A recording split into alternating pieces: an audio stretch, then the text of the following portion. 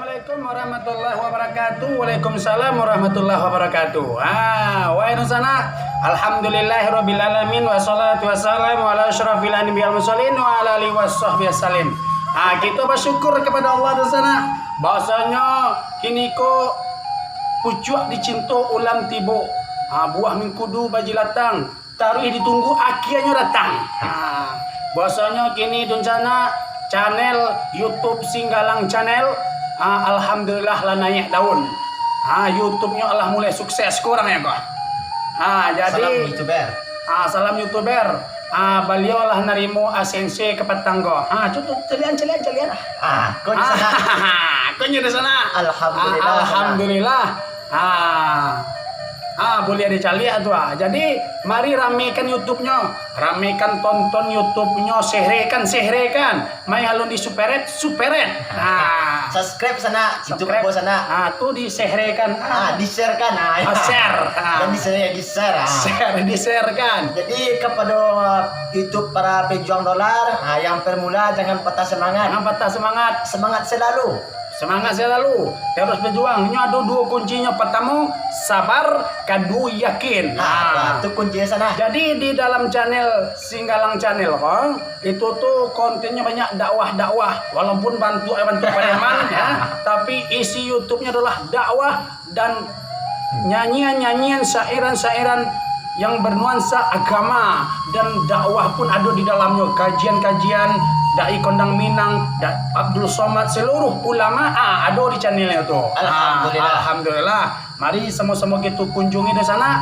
Bagi yang pemula, sahabat-sahabat YouTuber, Maggie M, Starlight Channel, Munir M, Takwa Kreator, Tuanku Tata Handika. Pokoknya Tuanku Sabri Wassalam. Kawan-kawan YouTuber lah, jangan patah semangat. Kita terus berjuang, niatkan untuk dakwah. Lain ngerti itu. Tetap semangat selalu. Alhamdulillah sana, ko sana surat adsense ko sana selama 2 bulan 10 hari yang mau menunggu sana. Ayo. Ambo nak nyangkut sana, kebahagiaan yang hakiki sana. 2 hari orang karayo masuk iklan ke dalam channel YouTube Ambo atas nama Singgalang Channel. Bulan 10 kini sana. Alah 8.000 subscribe sana. Capek naik sana. Alhamdulillah. Itu tuh butuh kesabaran dan perjuangan. Kini jadi aku sana, aku bukti sana, AdSense sana.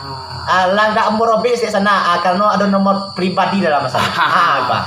Kamu bukan segitu sana. Maka itu capek kunjungi channelnya. Jangan sampai ketinggalan. Kamu bukan segitu sana. Lelo.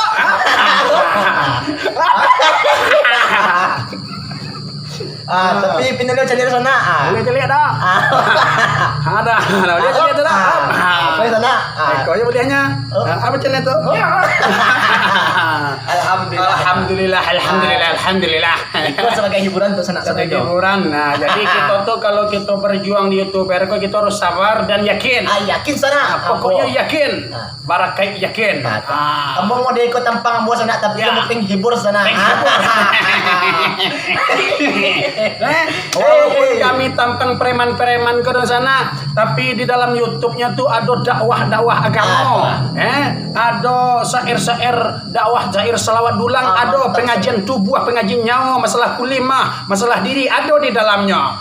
Dan dakwah dari Minang, yaitu Ungku Pandarosati, Ungku Muksiri Rizki, Ungku Munir, Ungku Safri, Tuanku Imam, itu Tuanku Imam Sidi, ya. Srijal, Tuanku Imam Basah adalah Muhammad Arif, Tuanku Pandarosati. adalah.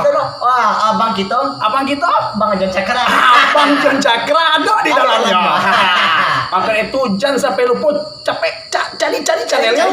Tonton. Sekian di sana. Assalamualaikum.